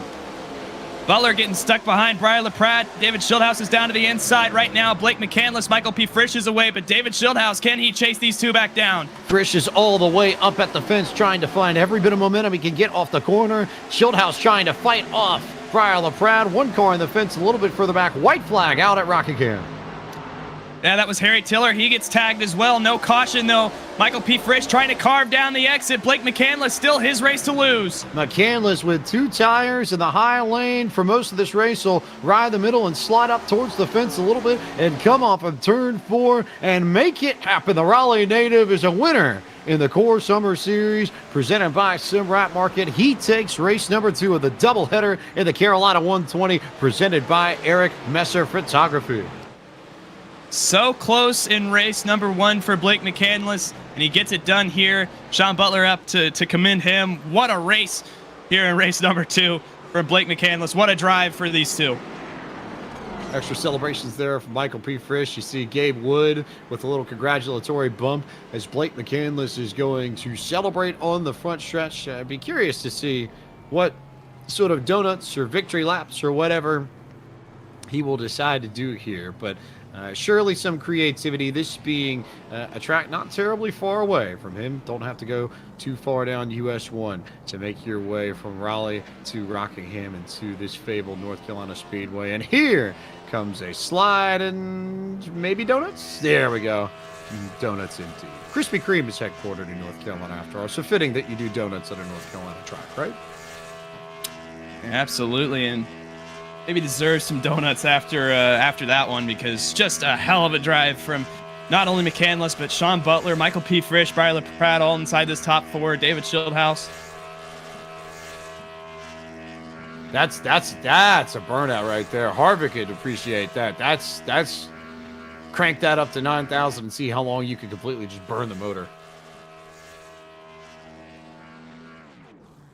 And then spin it out and loop it there. But that was very nice. That was very, very impressive. As McCandless is going to pull it into the grass for celebrations and into victory lane. We'll run you through the final results of race number 2 for this Carolina 120. Blake McCandless, Michael P. Frisch, and Briar LaPrat. Your top 3, we'll talk to them momentarily. Sean Butler finishes 4th after winning the first race of the evening. David Schildhaus was 5th. Garrett Smithley 6th. Gary Owen, the highest finishing Kia, in 7th. Gabe Wood finished 8th. 9th and 10th to drive through Devin Cornelius and Ryan Vargas, then Justin Malillo and Joey Stone, who finished in 12th. Fly Guy going to come home in 13th. Good night for him. Case Kallenbach, we saw tag the wall a little bit earlier. Left him with some damage, comes home 14th here. Wes Graham made a little bit of contact with Harry Tiller on the last lap, relegates him to the 15th position. Dylan Kim as well on that final restart, going to come home in the 16th position. Harry Tiller, the aforementioned wreck involving him and Wes Graham, he's going to come home 17th after having a strong car here tonight. Disappointing for him. 18th is Rusty Walrus, and then that's the last of the cars on the lead lap and rounding out the field. Travis Brown, who parked the car, and Jonathan Cadell in 20th. There's a look at your full field rundown for this Carolina 120 presented by Eric Messer Photography. And we are now joined by our race 2 winner, Blake McCandless, brings it home. And Blake, we got the opportunity to chat with Frisch about his thinking on the 2-tire strategy before we went green flag racing. So we'll ask you the same question. 2 tires on pit road at the end of that. What was the line of thought behind that call? Just not losing the lead and having control of the race. You know, I knew if I took 4 that either somebody was going to stay out or somebody was going to take 2, and I wasn't going to have control of the restart. And I feel like for 2 laps, you can make 2 tires work, and just getting control of the restart and being able to be on the outside, I think was the 2 biggest things. And, you know, with just being able to try and run this championship, you know, we're just looking for top 5s, and I knew that even if 2 didn't work, we would be running 2nd or 3rd if we did it. But luckily, you know, it ended up working just as if we had 4, at least for 2 laps there. So it was good enough to get us the lead, get us the jump on the restart. Because that's the other thing. You spin the tires here so bad on these restarts with how much horsepower this car has and Rockingham, and you know how easy it is to slip the tire here. So being able to go into the restart zone and know when you're going and have control was such a big deal that it was worth, you know, negating 2 tires for it. So I'm glad the call worked out. Before that, it was about, call it 40 or so laps of racing with Sean Butler, and as we watched it in the booth, we saw a lot of parallels, did Caleb and I, between your racing and some of the best battles that you'd see in NR 2003 or in the early 2000s, the Cup Series. How close to the absolute limit of your ability and knowledge were you pushing yourself, just trying to find an advantage? Because it looked like you two were squeezing every last bit you could out of those cars. Yeah, we were, and you know, it's awesome to race somebody like Sean Butler, who's just so good at this racetrack in particular. And yeah, he had the lead. He had the advantage. You know, he could kind of control the outside lane, and it was going to make it hard on us. But I mean, we were exhausting every option we could. I was trying to push him out of fuel, running the bottom of 1 and 2, and I was kind of able to run a different line in 3 and 4. He would kind of enter really high.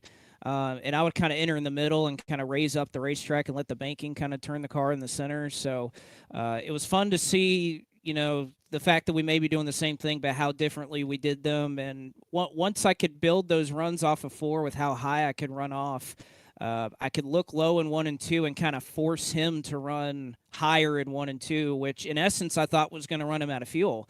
I was going to be basically running out at the line if that went green to the end. So that was kind of the thinking too, was, you know, I was kind of willing to let him have the high side on both ends if he was using a little bit more fuel to make it happen. But I know we touched once off of 2. I think he got a little bit loose, and that's where having triple monitors would have helped. But really cool, really fun to race Sean because, yeah, I mean, you know, he's so good at these cars. He's so good at the 87s, and it's awesome to have races like that on here with, you know, people you respect and to know, you know, that they're going to race you clean in return. So, yeah, that was all I had, but that's as, you know, on iRacing, that's about as good as it gets right there. This place, I know, is special to you for a lot of reasons. It's your de facto home track. You've done all the work with the Rockingham 508 and the Dale Earnhardt Jr. Foundation here. But what makes this place so special to you, and why do you care about Rockingham so much?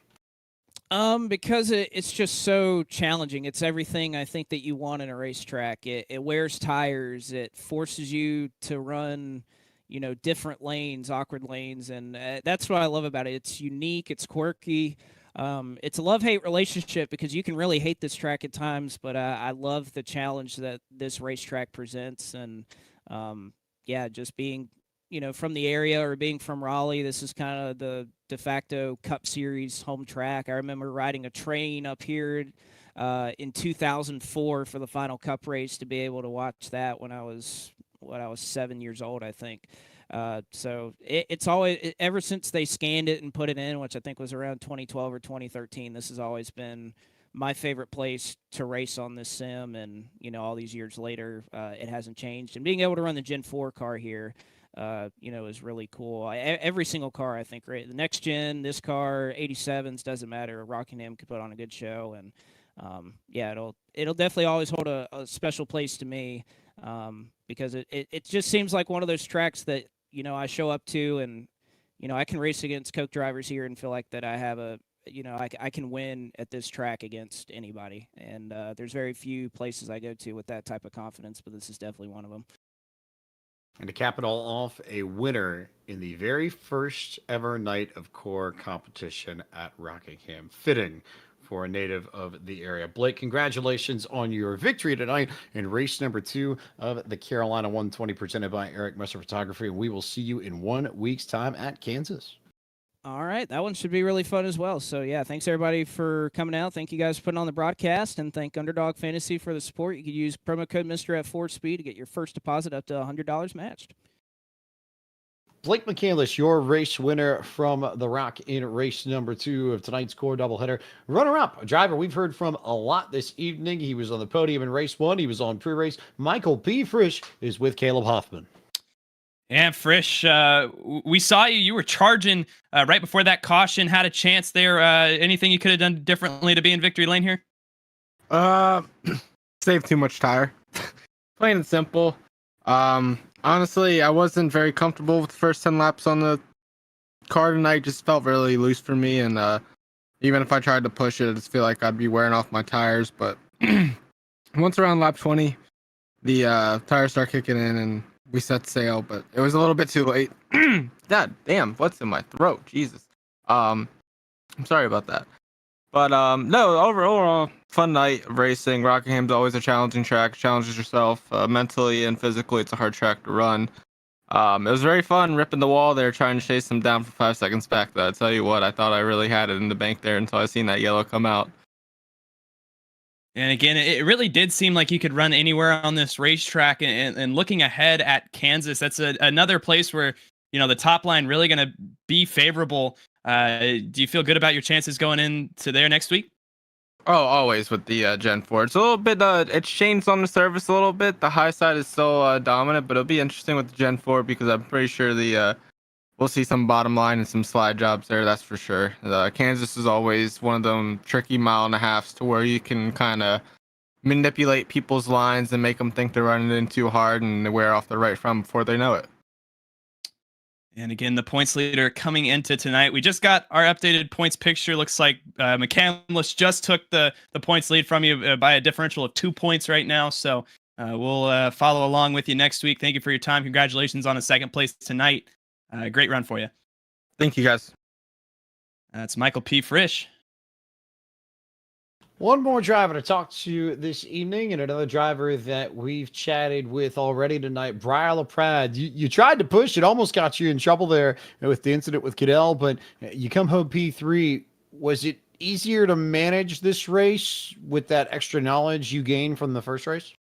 I don't know why, but this race felt more difficult, which was unfortunate because we still ended up P3. Yeah,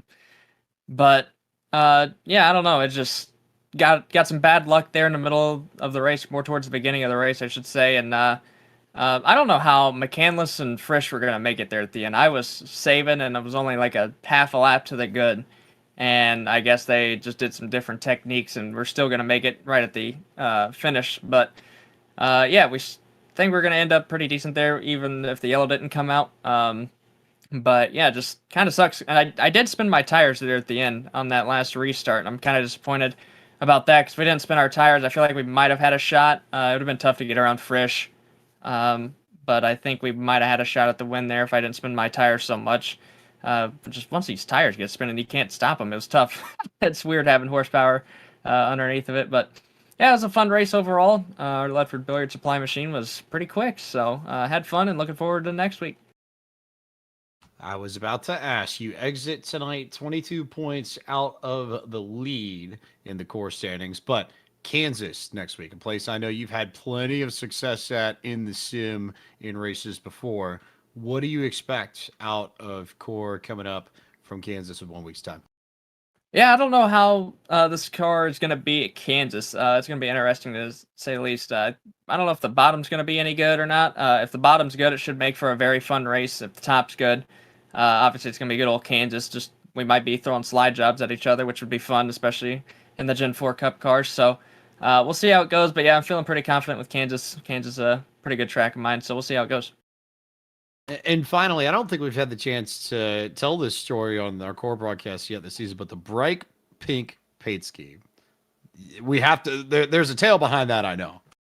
I don't know. I just stuck with pink. What was it? 2021. We had our pink and blue little run, and just kind of stuck with it. When I ran the pink and blue scheme in 2021 and had pretty much everything pink and blue, we kind of stuck with it and looked like we started a trend there for a little bit. A couple of people went over to those kind of colors, and I don't know. I just like it. It sticks out, and that's just kind of what I see when you think of Briar LaPrade in my own head, I guess. It's just a pink car, and I don't know. We'll roll with it or not. If it's not pink, it might be green. Hopefully, next year, but we'll see. Just shout out to Ledford Billiard Supply for letting me color it up. He's all fine and dandy with all the colors that we could throw on it. So.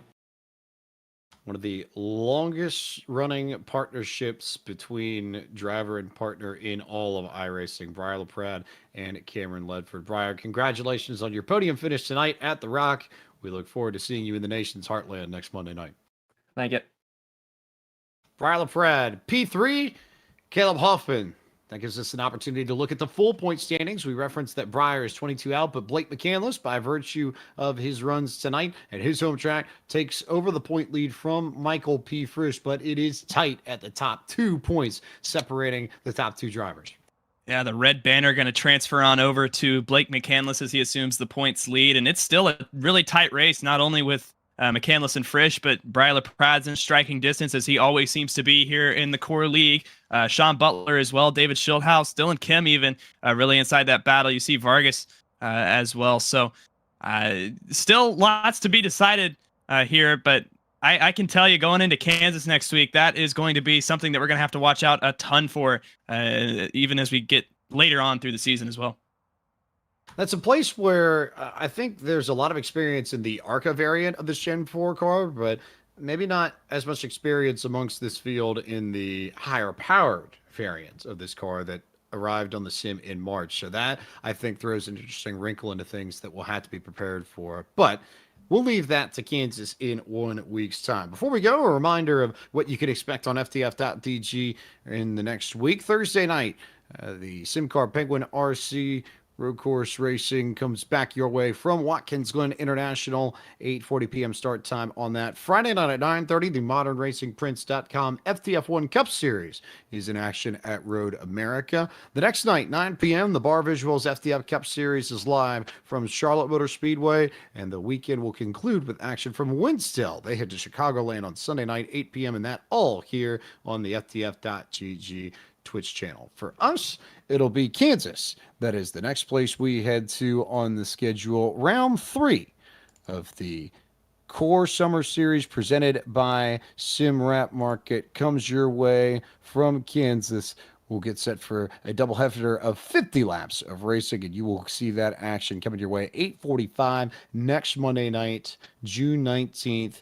Don't miss it. It's going to be a tremendous amount of fun. And once again, a big thank you to all of the partners of the Core Summer Series and all the people that help make our broadcasts and this series possible. Soundhead Entertainment, Alpha Prime Racing, Larga Security, MAT Liveries, Gabe Wood, Brayton Laster, Eric Messer Photography, Splash and Go Graphics, and as always, SimRap Market for their support of the Core League and of our 2023 Core Summer Series. That will do it for our broadcast of the Carolina 120 presented by Eric Messer Photography from Rockingham Speedway in Rockingham, North Carolina. For our producer, Zach Johnson, for Davin Cornelius and Ben Easterday at the Core League, for our pre-race and between race host, Jacob Hitz, and for my partner in the booth tonight, Caleb Hoffman, I am James Pike. Congratulations to Sean Butler and Blake McCandless, our winners tonight at Rockingham. And thank you for watching FTF.GG on Twitch. We will see you on June 19th for the virtual Kansas Speedway.